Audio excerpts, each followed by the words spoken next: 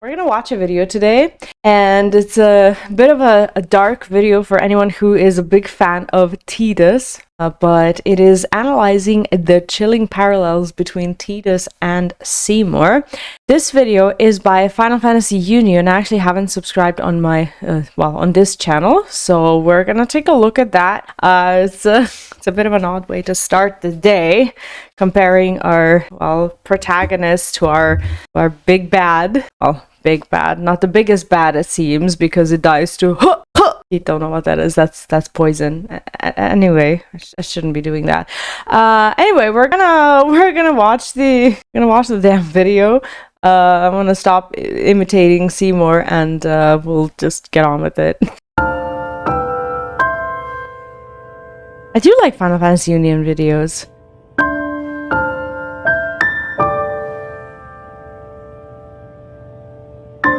Really like learning Throughout about the development games as well. of Final Fantasy X, much care and attention was placed on the notion of connectivity. This saw the development of a collection of characters who had strong ties to one another, but this didn't just relate to the core group. 720? Alright. Almost everyone in Spira was connected to one another in some shape or form, and in the broadest of senses, this applied to their shared fear of sin or their association with the various factions. But it was also much deeper rooted. It all seems clear and obvious now, but what's interesting is that this wasn't always planned to be the case. Around halfway through development, almost the entire cast of characters was scrapped. The writers just felt the previous setup wasn't conducive to telling the story they wanted, and only Tidus and Yuna survived the purge. It does make you think that if they had left all of these previous characters that was scrapped, if they left it in a story, it makes you wonder whether Final Fantasy X would have been as successful as it is today.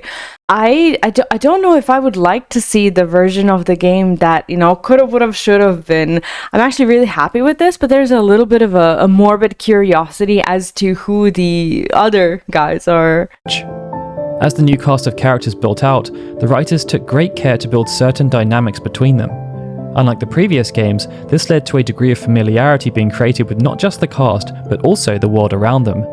And also what I really like, what they do is they kind of introduce the character without introducing it first. And I think it really makes you think that some characters do have a relationship before that. For example, when Waka, just before you go into the his room of the faith, like after the first trial, when he's talking about the guardians that are already there, he says something about Lulu and Kimari. He says one of them has a short fuse, and who knows what the other one is thinking. It makes you think that you're already in a world that's properly built, and that's kind of nice. Disappeared through those connections, and they helped to make the narrative much more believable. People you'd meet would recognize party members, and the protagonists themselves also had a lot of shared history. But these connections extended even beyond that, and central to this was one of the game's main antagonists, Seymour Guado. In the realm of fiction, the creation of a foil for the protagonist is pretty commonplace. They are designed to have opposing traits, helping to show why someone might be good or bad, and to allow the audience to understand why certain choices are made on each side. But quite often, it's not always so cut and dry, and even though their paths may differ, many protagonists and antagonists, especially in the stories of Final Fantasy, have elements of their past that mirror one another. And this applies in numerous ways to Final Fantasy X. Tidus and Yuna are the clear protagonists, and Seymour is a clear antagonist, but the scriptwriters made sure to place numerous connections and similarities between the three characters so that those who looked a little deeper could acquire a degree of sympathy for Seymour, an individual who was ultimately driven to try and end all suffering as a result of his difficult and harsh childhood. We explored some of these elements in a previous video where we analysed the parallels that exist between the lives of Yuna. This might be a little bit of a hot take, but I do believe that every antagonist, unless they are just psychopaths born and raised for no reason at all, I believe that there is always some sort of passion that develops before, their psychopathic traits develop as well. So he was passionate about technically making the world from his perspective a better place, because he was struggling as a child. Now, I actually don't know the full story because I've never done a 100% playthrough, but very soon we're going to be doing this on the channel, especially based on the votes that have been cast in the past few days about the next playthrough, so we might just discover the full story as well. And Seymour. It showed how Yuna could have easily gone down a different path had she not had such a supportive family network. And today, we're going to explore the parallels that exist between Tidus and Seymour to show that even though they despised each other, based on their backgrounds, they were more similar than they would have wanted to realise. When the pair first encountered each other, their stations in life couldn't have been more disparate. As Seymour disembarked from his ship in Lucca, it felt like the eyes of the world were upon him. There were those who were desperate to understand why Guado was accompanying Grand Maester Micah, but there were others who were in awe of his newfound status as a Maester of Yevon, following the death of his father, Giskel Guado. But just a few weeks prior, their situations would have been rather different. Seymour would have been a mere high priest in the ranks of Yevon, receiving minimal fanfare, while in Dream Zanarkand, Tidus would have been showered with praise and adulation from adoring Blitzball fans desperate for his attention. And this sparks the first parallel, that the fame we see both Tidus and Seymour enjoy had a one-to-one relationship with the fame that their fathers also enjoyed. Seymour's father, Giskel, had also been a Maester of Yevon, promoted by Maester Micah as part of his sub-race appeasement policy, and Tidus' father, Jecht, had been a champion Blitzball player. Both had a profound impact on their respective worlds, and it was perhaps inevitable that their sons would end up walking the same path, as they wanted to surpass what their predecessors had accomplished. But that path wasn't made easy for them. Although it manifested in different ways, both Tidus and Seymour were left emotionally scarred by decisions made by their parents. In the case of Tidus, Jecht had no idea how to be a father and spent most of his time being drunk and abusive. Instead of fostering Tidus' interest in Blitzball and encouraging him, Jecht he was awful, but he wasn't as awful as we had thought, because from what we saw, Tidus' mom had much more of an impact on their negative feelings and a bad relationship than we think. Because Tidus never knew how often Jecht would say, go to him. If you don't go to him, he'll cry or whatever. He did call him a crybaby, and that's not fun and not nice at all. But at the same time, there was some good in him, and I think he did have love for him. He just didn't know how to be a dad. He was more of a celebrity who had a child and treated his child as less, rather than just be a father and try to encourage him to be better. So in a way, I see him as a big narcissist as well. Chose to constantly deride Tidus, beating his confidence into the ground and leaving him bitter and twisted. Unable to escape this destructive environment, Tidus came to resent his father, but this resentment turned to hatred as the abuse continued. When Jecht disappeared, it should have helped to alleviate the pressures Tidus felt, but it only made things worse. Instead of being abused in a direct capacity by a drunken idiot, he was abused through neglect caused by his disappearance. Consumed with grief, Tidus' mother fell into a deep depression, so instead of looking after her son, much of her life revolved around pining for Jecht, hoping that one day her lover would return. How are you? Such was the seriousness of her condition that Tidus' mother passed away a year after Jecht's disappearance. But even though she had neglected him, Oh, see, I never realized that. I think I played the game once, and I never realized that she actually passed away so soon. Tidus chose to position the blame yet again towards his father, as if he'd stuck around, he would have at least had one parent who would have cared about him. Seymour's situation was a bit more nuanced. Giskel Guado had always been keen to try and strengthen relationships between the Guado and the humans, and such was his fondness for humans that he even entered into a relationship with one. But there was no way he could have predicted the vitriol that arose following the birth of his son. The Guado were incensed that he would father a child that was half human, and as their leader, this pained Giskel greatly. But what pained him more was that the only solution he could think of to appease his people and stop them from rising up against him was to banish his partner and his son from Guado Salon, forcing them to live in exile at Barge Temple. In an official sense, Giskel declared that Seymour had chosen isolation to focus on becoming a summoner, but everyone knew the truth, and it must have made Seymour feel horrible that he was so unwanted. It meant both Tidus and Seymour experienced early pain owing to loss, with neither having their fathers around, and this led to resentment and hatred. But what followed was a period where they were both able to excel and explore their natural affinities as child prodigies. Tidus was able to start experimenting with blitzball, and with Jecht gone, he was able to enjoy the sport, allowing his natural talents to grow to the point that he became the star player of the Zanarkand Abes. Seymour was able to explore his natural affinity with magic. When the time was right, he started down the path to defeat Sin, despite being only 10 years old.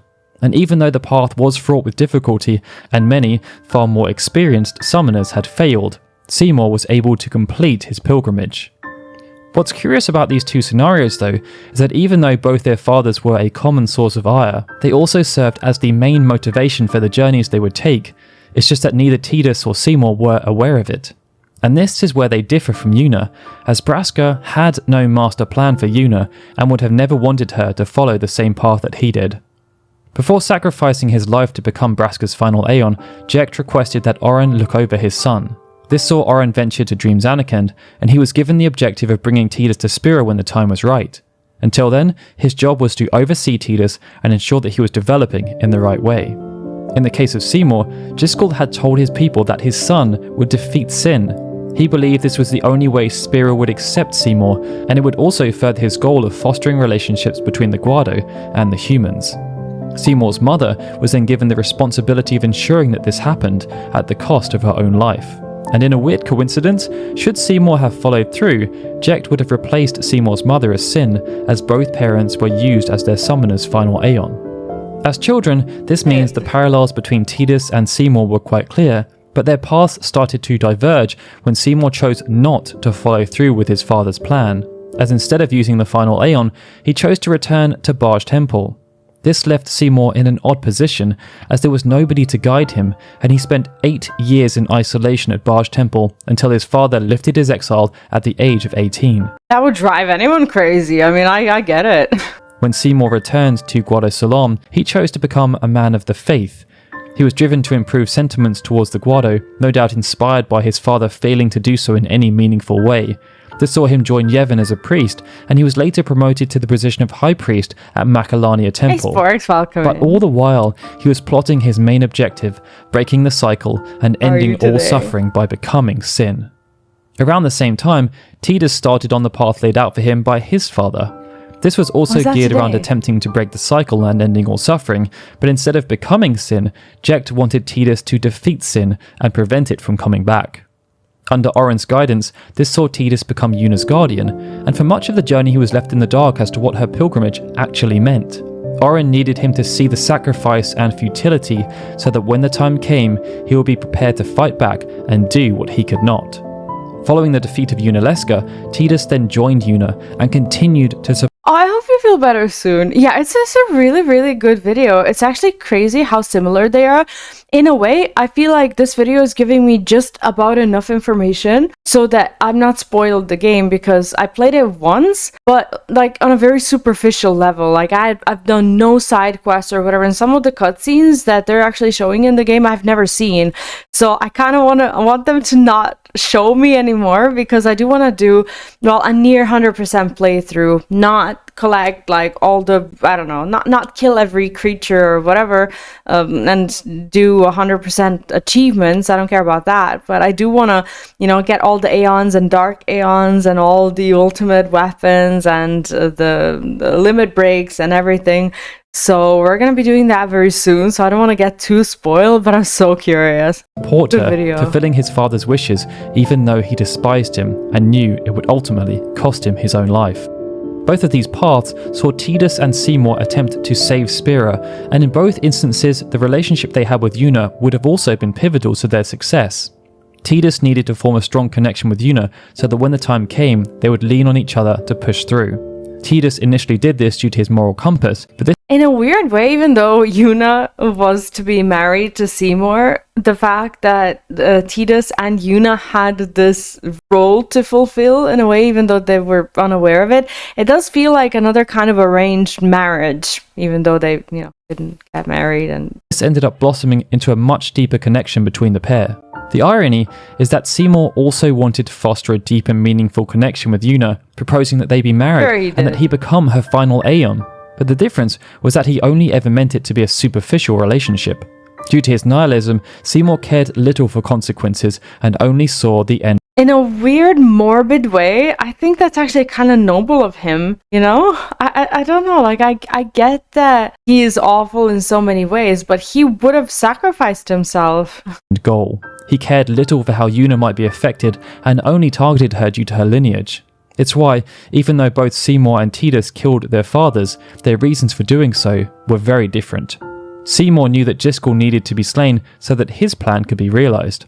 Unlike his father, Seymour knew that he needed to improve public sentiment towards the Guado, and he did this with brutal and unethical efficiency. It makes you think, like, would Tidus at some point kill his father? Like, I know that's really dark, but when Yuna asks Tidus what he would do if he saw him again, Tidus kind of paused for a few seconds and he said something like, oh, I would, I don't know, punch him or something, you know? It's like a very innocent way of, you know, of saying that he would want to hurt him, but it makes you wonder if, like, Tidus had gone like down a very dark path, if he would have killed his dad as well at some point if something had happened. Those things like if he killed the Bronzes and torment Kimari with it. So he has typical villain traits. Oh, absolutely. These have all come in as well. The usurping of Jyscal was just the first step, and it was followed by the theatrics at Luca, his gate crashing of Operation Mihen, and the murder of Maester Keenock. Seymour also knew that if he could convince Yuna to marry him, there would be almost nothing that could stop him. But he didn't count on the intervention of an outsider who, through channeling similar childhood trauma, was guided by Oren to join the side of virtue instead of going down the same dark path. In many ways though, it feels like the choice made by Seymour's mother is the most pivotal. She was driven by her desire to make the people of Spira love her son, using sin as a way of seeking redemption. It wasn't too dissimilar from Braska, who was shunned by both Yevon and the Al Bhed, but was celebrated as a hero upon his victory. The main difference, though, is that it was Braska who made the choice.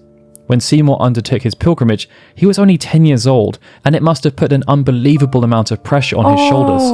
Had Seymour's mother chosen to fight against Jyscal's plan and stayed with Seymour to guide him, much as Oren was there to guide Tidus, who knows, perhaps Seymour could have become a productive member of society, and he may even have undertaken the pilgrimage of his own accord once he understood more about what it meant.